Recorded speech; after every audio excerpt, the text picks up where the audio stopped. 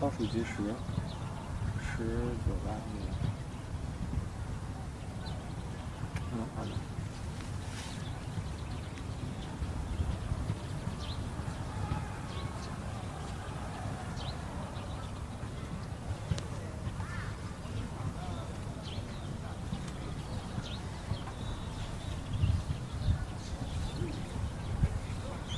没有人说话。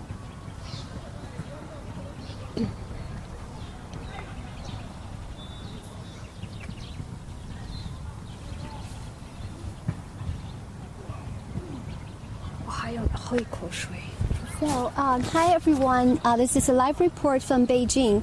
I'm Xiu Maolin from China's Xinhua News Agency. Hi, I'm Tamara Treichel. I'm also with Xinhua News Agency. So today is the International Museum Day. The theme of this year is Museums and Contested Histories, saying the unspeakable in museums. So it's about the relationship between museums and history. From what I understand, I think museums record history and allow us to remember those important things in the past and can thus make better decisions for the future. It's also about education, showcasing culture, and bringing people together. This past Monday, China's First Lady Peng Liyue invited the spouses of leaders at the Belt and Road Forum for International Cooperation to tour the Palace Museum, which is a solid example of cultural exchange. Yeah, definitely. So today on this International Museum Day, Xinhua is going to show you 6 wonderful museums in our global live reports in Beijing, Shanghai, Berlin, Moscow, and New York. So our viewers will have the opportunity to learn about the history and culture of different countries in just one day. So please stay tuned. That's wonderful. I'm really looking forward to the tour. Yes, so now we start our tour at the Beijing Ancient Architecture Museum here, which is the first stop of our global live reports on International Museum Day. Great. So this place, the museum, is located at the old site of the Xiannong Temple, Temple of Xiannong, which is a place to worship the god of agriculture.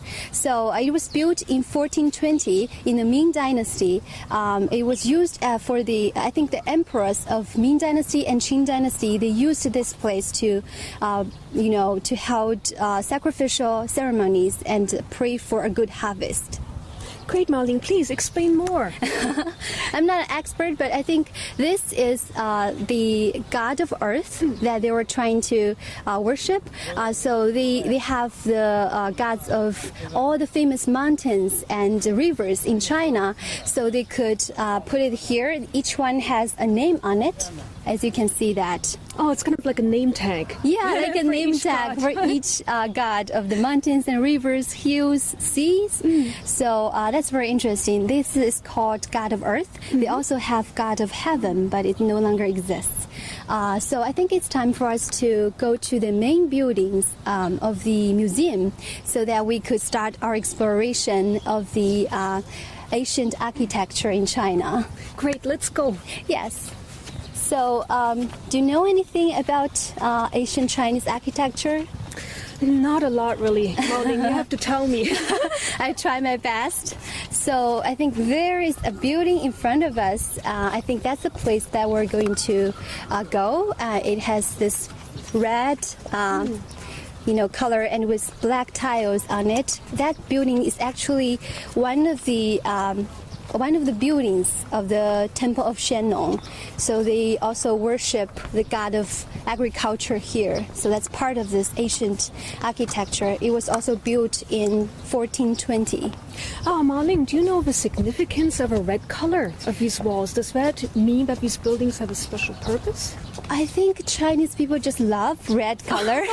Maybe that's the easy answer, but some people, but it also shows a very elegant and high level, I think. Some of you see the Palace Museum, they also use red color as the building, right? I think the color of it. So 中国红. Yeah, Chinese red. And also yellow. Emperors love yellow that you're wearing today. But in the past, only emperors could wear yellow, right? I guess so.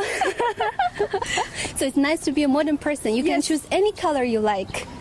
So right here is the Tai Sui Hall complex. So it covers an area of 7,000 square meters. And you can see it's very grand architecture right here. And the exhibition is inside. So let's go ahead and explore more. And also, we're very happy to invite an expert to join our live report. Please welcome Ms. Li.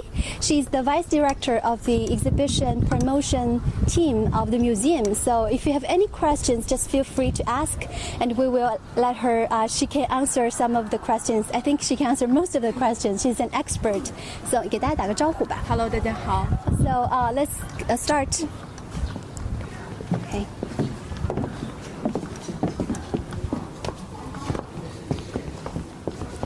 So this museum starts with the history of architecture in primitive society. You can see it's very early.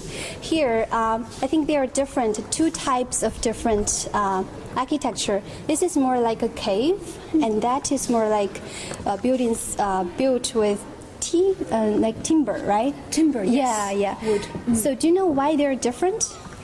I think it depends on the geography, right? Yeah, North definitely. and south? Yes. So these caves are usually built in the north, and those are built in the south because of the humidity difference, the climate difference. Yes. So let's move on. And here you can see there is a statue of a goddess unearthed in a site in Liaoning province. So Ms. Li told me earlier that that's because in very early time, people started to build residence not only for residential purposes, they also build for sacrifices. So they have this early architecture with statue of goddess there. And right here, I think we have. What do you think this is, Tamara? Is this a Courtyard? Yeah. Yes, it's the earliest and standardized, fully enclosed courtyard in China. So this was from I think it's from Zhou Chao, 是吗? It's from the Zhou Dynasty. So it was discovered in Shanxi province. So Zhou Dynasty was about 11th century and 3rd century BC. Yeah, that's the Zhou Dynasty. So is there some similar civilization in the West as Zhou Dynasty? Yeah, kind of like the ancient Greek dynasties and ancient civilization, also ancient Rome. Oh, yeah, ancient Greek. I think the Greek civilization probably overlapped with Zhou Dynasty for about 500 or 600 years. Yes, but right? if I'm not mistaken, I think the Zhou Dynasty started earlier. Yeah, that's right. 就是西周跟那个希腊，它的西周要早一点点。对。So here we have this. There is an ideal picture of the Imperial City of Zhou Dynasty, and if our camera can move closer, you can see that this is a square design, and they have 3 doors on each side, and they have nine streets, horizontal and vertical. So this is a very standard Imperial City design, and which was followed by many different dynasties later on. So and also Ms. Li told me the other day, actually the Chinese architecture, Asian architecture, they have a system of hierarchy. So just like people group them into different groups, different classes, architecture also have different level. So they would, and this kind of hierarchical system was decided and was founded in Zhou Dynasty, starting from then, and then later on, all the ancient Chinese culture, they all have this kind of system, and so we can see later what kind of architecture they have right here. So right here, so Tamara, what do you think this is? It looks like a giant bread box to me. Bread box? So maybe we can ask Ms. Li. Yes. 她说这个像个面包装面包的东西，你说这个是什么？这是实际上是中国古代的一个建筑构件，就相当于我们的那个瓦的那种形式是一样的。So Ms. Li told me it's actually a Eve style. That's huge. Can you imagine that? It's so big. I didn't really think it's Eve's tile. So you can see that this is Eve's tile from the Qing Dynasty. So it's very big and it's very grand. And it's probably used in some very important places like palaces or temples. So Qing Dynasty, Ms. Li told me that Qing Dynasty is a first unified dynasty in the ancient Chinese history. So a lot of the architecture are very grand like this. So and also Qing Dynasty and Han Dynasty, they are the first peak in the ancient Chinese architecture. So that's very impressive. Yeah. So Qing Dynasty was started, I think it started at 221 BC and lasted, it's very short-lived. It only lasted for 14 years and then it was followed by Han Dynasty. So this is a building from Han Dynasty. What do you think this is? It looks like a pagoda to me. Yeah, maybe, but maybe I should ask Ms. Li. 这个是什么建筑？这个实际上是一个陪葬用的一个用品。Oh, so Ms. Li said it's actually for the deceased. So they put it into the tomb for the dead. They build this kind of building. 那它这个里面装什么呀？在过去的时候，因为人们认为就是这个世界上存在阴界和阳界，我们生活的是一个阳界，那么死者逝去的时候呢，就是一个阴界，是两个世界。那么实际上呢，这个是相当于是过去的时候，人们把它作为这个制作成一个陶楼，然后作为一个陪葬品，以供这个死者在阴界继续居住的。So this building is actually a clay building. So people, they after they're dead, people would put everything in the living world for them, and so they could enjoy their afterlife. So it's actually they put everything that they use in when they were still alive, and then put it into the tombs, the graves of the deceased, so they could enjoy a better life after they've died. But isn't there something similar still today? For example, you burn paper money, you have paper clothes, you burn for the deceased. Yeah, it's a long time tradition. So this was in Han Dynasty. Han Dynasty is about 200 years and before the BC and to 220 AD. So that's very early. Yeah. So let's move on and see. There are some very nice tiles, as you can see.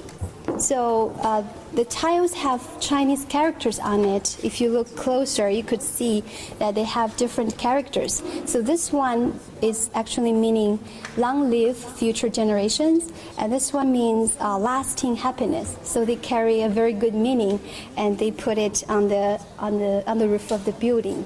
So, all right, okay. Here, Tamara, what do you think this is?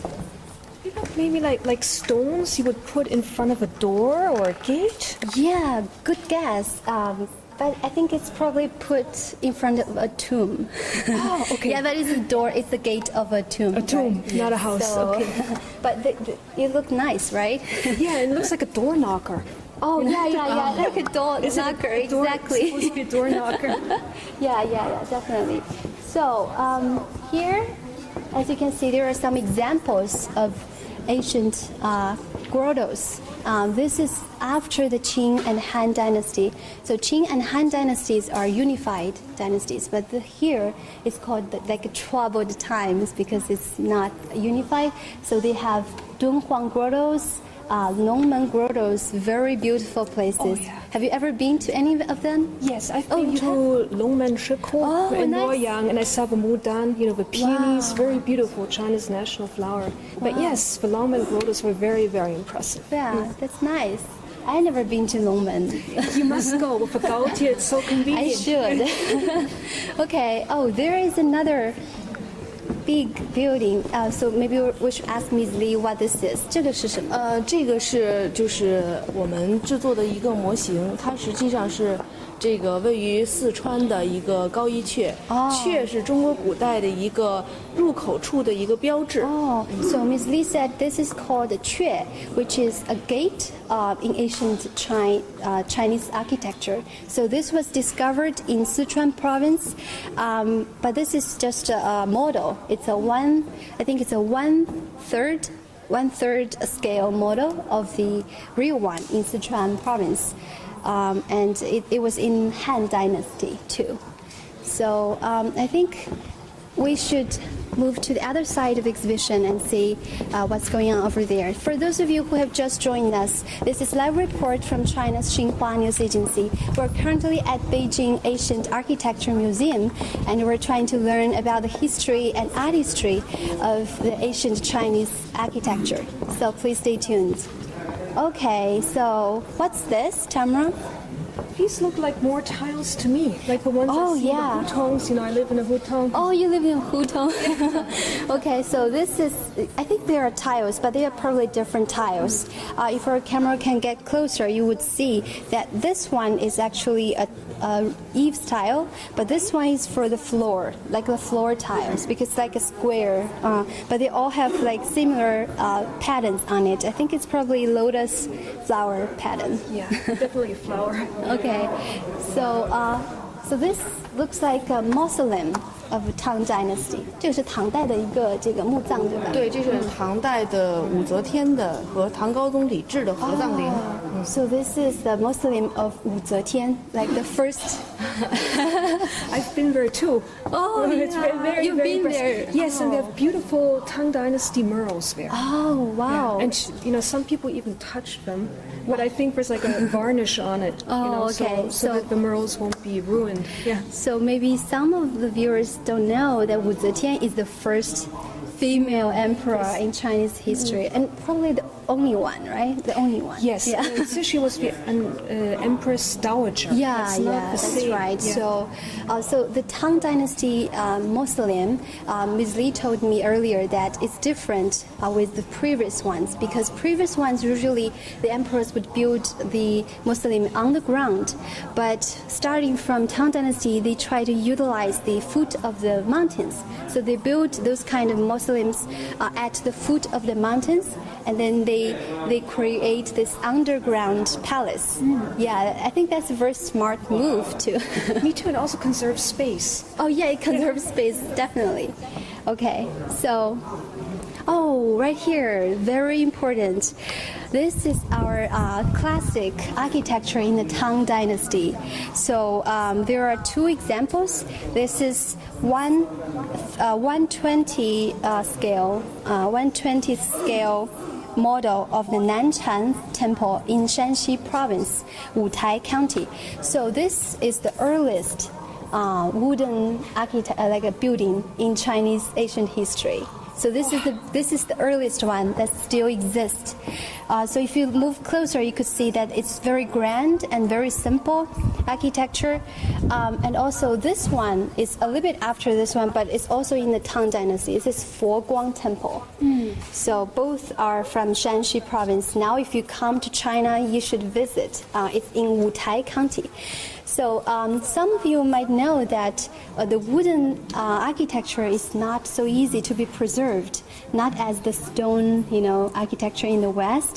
So it's so hard for them to be preserved. The Nanshan Temple was built in the year of 782, which was 1,200 years ago. So that's a very long time. And also, I think ancient Chinese architecture, especially the architecture in the Tang Dynasty, has a large influence in some other countries in Asia. Like Japan. Yeah, especially Japan and Korea. So while the ancient Silk Road routes, Chinese culture was spread to many different countries, especially Japan. Actually, Japan sent a lot of envoys to China in the Tang Dynasty, and then learned from this well-developed civilization in many different ways, including architectures and also Chinese characters. So nowadays, if you're in Tokyo, you probably will see some Chinese characters on the road signs or billboards. And also, if you're in Kyoto, in Japan, you would see this kind of architecture that's very similar to Tang Dynasty style. So that's a lot of influence in some other countries. Okay, I think here is a foreign building of the same period of Tang Dynasty. Do you know what this is? Yes, this is St. Martin's Cathedral in Venice. Wow, have you ever been there? I've been to Venice, but I don't remember the cathedral. I think I was too busy cruising the canals. Yeah, so, okay. Oh, wow, look at this. Do you know what this is? I would guess this is a real pagoda. Yes, except it's a model, but it's actually a pagoda. A pagoda, this time I'm right. Okay. Yeah, you're right. So this pagoda was built in Liyue Dynasty, which was about more than 100 years after Tang Dynasty. Do you know what this pagoda is used for? Maybe for religious relics. Let's ask Ms. Lee. Okay. 所以这个塔是用来做什么的？它的功能是什么？这个塔实际上是这样的，这个佛宫寺石家塔位于山西应县，在山西的这个应县这个地区呢，在宋辽时代呢，它是宋辽交界的这么一个地方。So this pagoda is located in Shanxi province in Ying County, and during that time it was in the border area of Liao Dynasty and Song Dynasty. 那么这个地方呢，经常在宋辽的时期呢，经常是战乱不断，经常会打仗。那么所以呢，在这个地方建造这座佛塔呢，实际上就是通过礼佛的名义来进行军事瞭望。So actually at this place they want to build such a pagoda in order to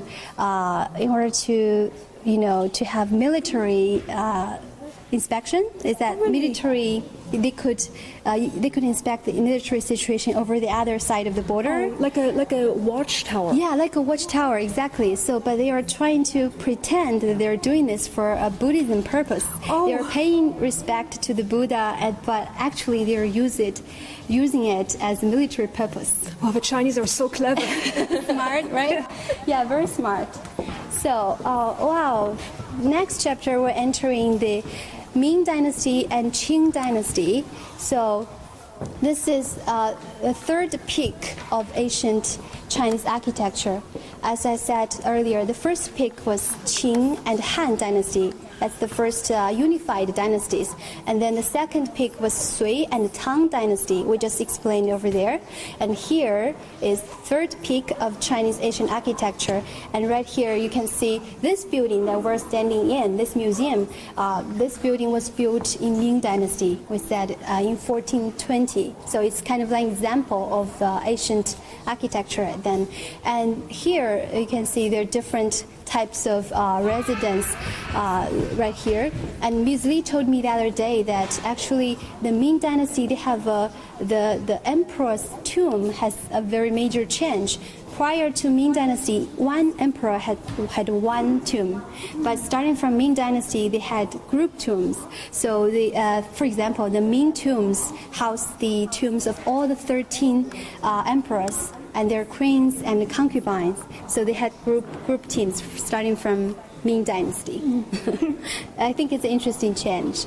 So, and also in Qing Dynasty, the royal family built a lot of interesting gardens, royal gardens. Before we come to this part, I think our viewer has a question that we might need to answer. So I think we can ask Ms. Lee. 她说，就是中国现代人是不是汉代人的后裔？实际上是这样的，我们现在所说的就是汉代，只不过是它在当时它的礼制它是加强了。那么中国实际上这是一个朝代，汉代只不过就是一个朝代，其实就是那个时候的人。后裔。对。So the questions are the modern Chinese descendants of the Han Dynasty. So Ms. Li said that Han Dynasty is just a dynasty, the name of a dynasty, but actually the Chinese people are definitely the descendants of the people in Han Dynasty, right? I hope that makes sense.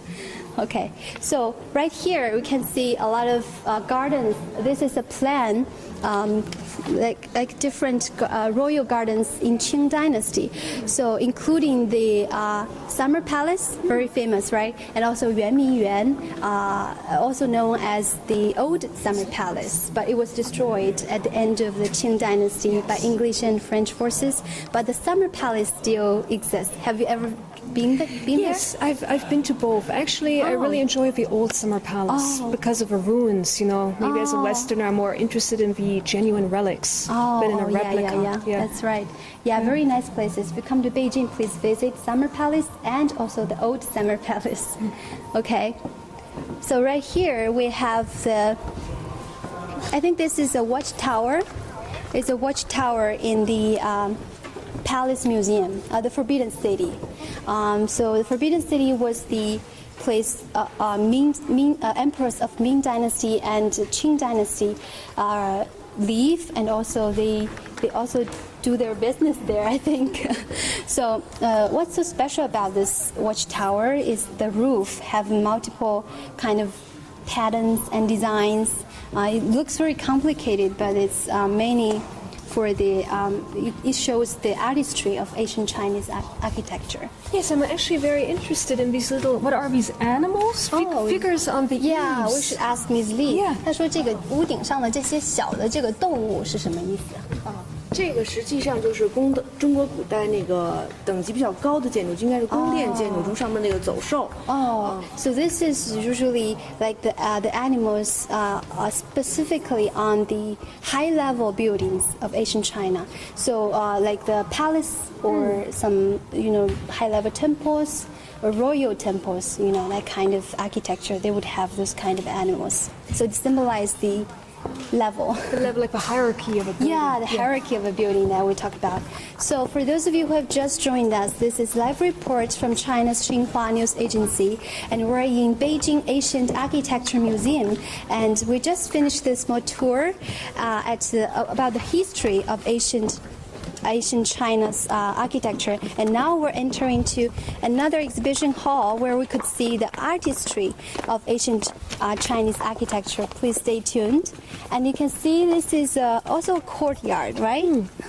Very nice courtyard. Yeah, it looks like a mini Forbidden City. Oh yeah, mini Forbidden City. I love the word. So this building is about the history of ancient Chinese architecture, but there are some details that maybe you want to know more, right? So yeah, so we're entering the next hall to find out more what are the specific structures, the specific artistry, and try to understand ancient craftsmen. Why are they doing this? I think they are probably one of the most smartest people on this earth. Yes. Yeah. They try to do a different kind of architecture. So it's right there. Okay. So this live report is the first live report of our global live reports on the International Museum Day. We'll also have a tour in Shanghai, New York, Berlin, and Moscow. So please stay tuned for our report later today and find out interesting things in other different cities. And I'm sure you'll enjoy it. So right here is our next hall, right on the Chinese ancient architecture.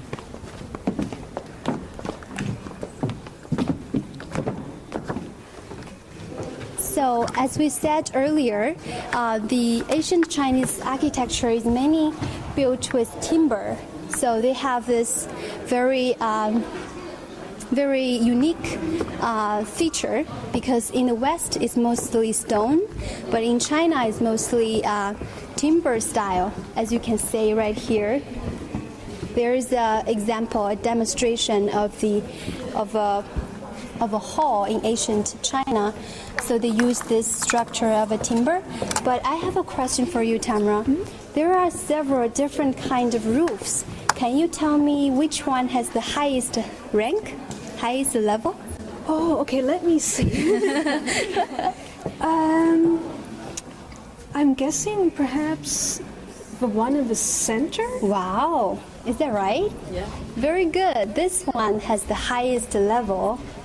Good guess. I think you probably visit a lot of ancient Chinese buildings, right? Still not enough. So yeah, that's the one has the highest rank. The Palace Museum have different halls with that kind of design.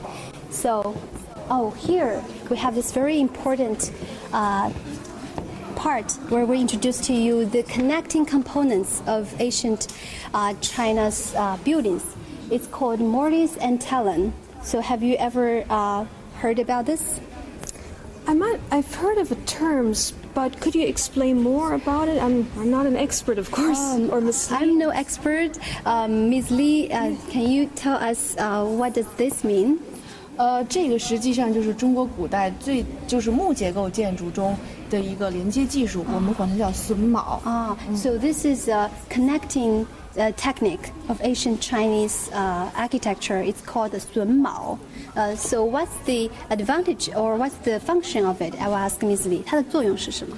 它是通过这种木构件之间的结合出这种凹凸，然后我们把这个木构件结合在一起。实际上，中国古代我们看到这个木构件，它都是通过榫卯连接在一起的。So this is for the connecting between different components of the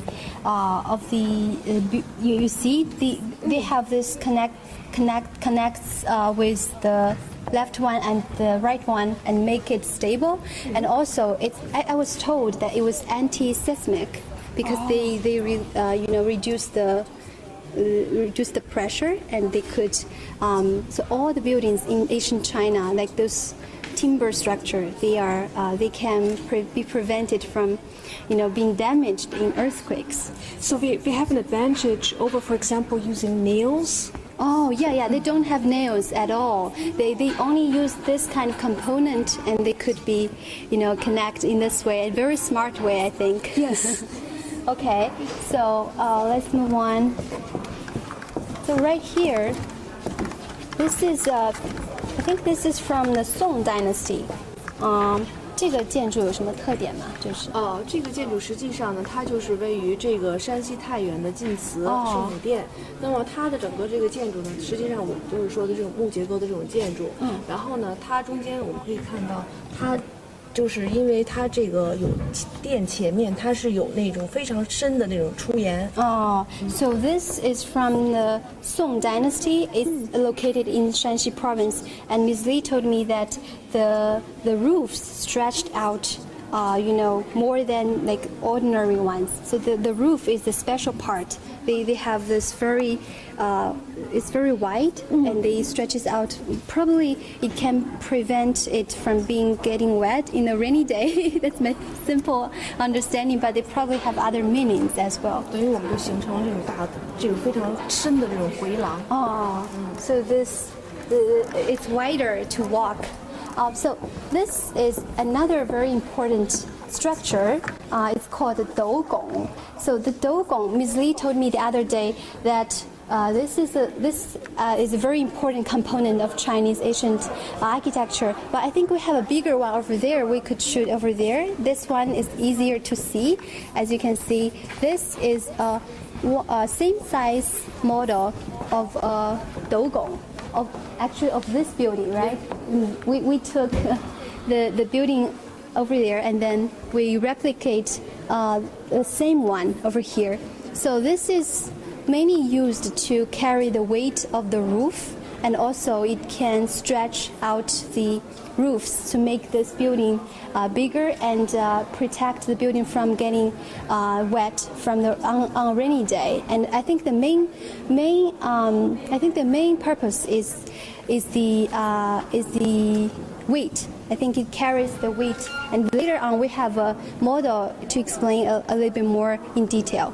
Right here, you can see we have some very nice tails. Tamara, this is your color. Yellow, yes. So this is your color. So what do you think, which color is the highest level? Well, I think the way they're organized, and from what I know about Chinese culture, I think yellow is probably the most important. Then comes green, then comes black. Yeah, I think this one is probably for emperors, right? 这个是给帝王用的，专用。对，这是皇宫专用的。This is only used in palaces. So 那这个黑色呢？黑色的就是坛庙建筑。我们这个大殿使用的是黑色。So the black one is used for like temples, including this one. This building we have black tiles. So, but very beautiful. Yes. All right. So you can see there are some animals, and I've noticed that different buildings have different number of animals. Do you know how many would they have? You mean on one eve? Yeah, on one eve. Well, it depends. I would say maybe 8. Close. 9. 9. Yeah, very close. Because I looked at this picture. I counted 8, but then this is the 9. Yeah, they have 9, and then they have one before it and one after it. So it's total is 11. If you look at the main building, like the Taihe Hall in Palace Museum, it has 11, right? So, for those of you who have just joined us, this is live report from China's Xinhua news agency. We're in Beijing Ancient Architecture Museum, and we're trying to tell you some of the details of the ancient Chinese architecture. We just this is about the artistry of it. Oh, you can see this is like a stone carving. Oh, this is a rabbit or a deer? It's Deer, a deer. yeah, it's a deer. Very nice carving. Yeah, and this one too. I think they all look very beautiful. And they have window carving as well, like windows, and they usually put some good meaning on it. The Chinese people like that. So in ancient times, you didn't use curtains, you used these shutters. Yeah, we don't have curtains. We have windows and, this kind of, I don't know how to call it, but try to block the light. The light. Some of them are paper, I think. And I also have a question. Do these symbolize the 4 seasons? Like autumn is the, I don't know, like chrysanthemums? 他说这个是不是几个季节的意思啊？不是，这个就是梅兰竹菊。So these are 4 important flowers in Chinese literature. I think it just carries a very good meaning.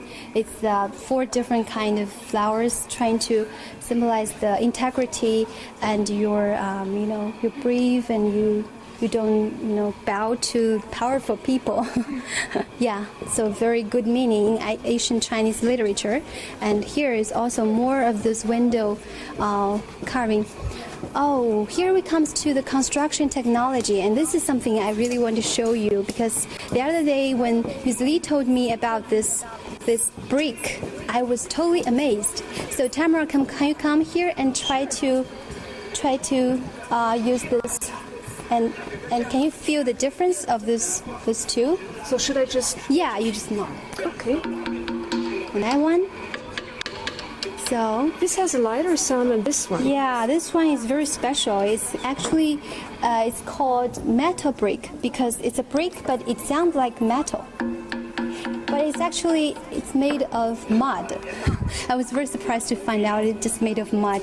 And Ms. Lee told me that you just squeeze all the air out of it, and then you could go through a very complicated process, and then you could make such kind of brick. And here is the process. It's just so complicated, and it could take more than a year. Yeah, it's very, very difficult to make those kind of metal bricks, and it is used in very important places like palaces or temples. And this hall actually used that metal bricks, and you can see this is the original metal bricks over there. Okay, I think move on. Right here is some different kind of wood, different kind of trees that are used in the ancient Chinese architecture. Mostly, I think they use coniferous trees, but they also use nanmu. I think that's called kind of cedar.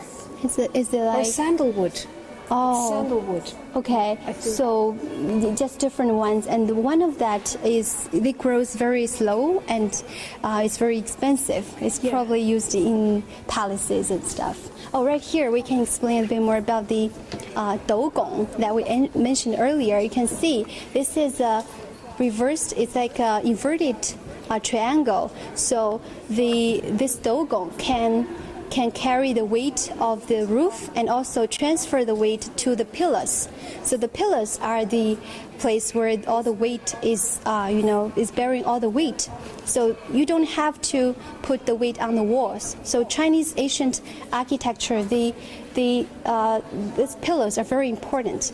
So the Gogol not only transfer the weight, they also stretches out the eaves, so make the eaves much longer. And can see if we don't have it, the eaves can only be here. But if we have the Gogol, it could stretch out further here and make it more grand. And also, as I said, it can protect it from rainy days. Oh, here's the very, very final stop of our tour. As you can see, upstairs, it's a very beautiful ceiling decoration. Is that a constellation of stars, or? Oh, in the middle, definitely. Yeah. Maybe it's hard for us to see, but that's actually 1,400 stars. That's 1,400. Yeah, but and also the location is correct. It's scientific. So I don't know, like Asian people are just really brilliant. Yes. Yeah, and they try to put different buildings and try to demonstrate the heaven, the lives of the heaven. So this is from Longfu Temple in Beijing. I think it's torn down. It was destroyed in a fire and then torn down very regretfully. But the ceiling decoration is here as a very important treasure of the Asian Chinese architecture. So I think it's almost the end of our tour today. I hope you guys enjoyed that we have already told you about the history of ancient Chinese architecture and the artistry of ancient Chinese architecture. So this is the first stop of a series of global live reports on this International Museum Day. If you're interested in natural science, you should probably keep with us, because later our colleagues is going to explain to you some interesting things at another museum in Beijing about natural science. If you're interested in dinosaurs, please stay with us. And later today, we will also have more live reports coming in Shanghai, Berlin, Moscow, and New York. Please also stay tuned. So thank you very much for watching this live report. Thanks, Tamara, and thanks, Ms. Lee. So we should thank Ms. Lee for joining us. And then we would switch the signal to another museum in Beijing. And we'll see you next time. Bye-bye.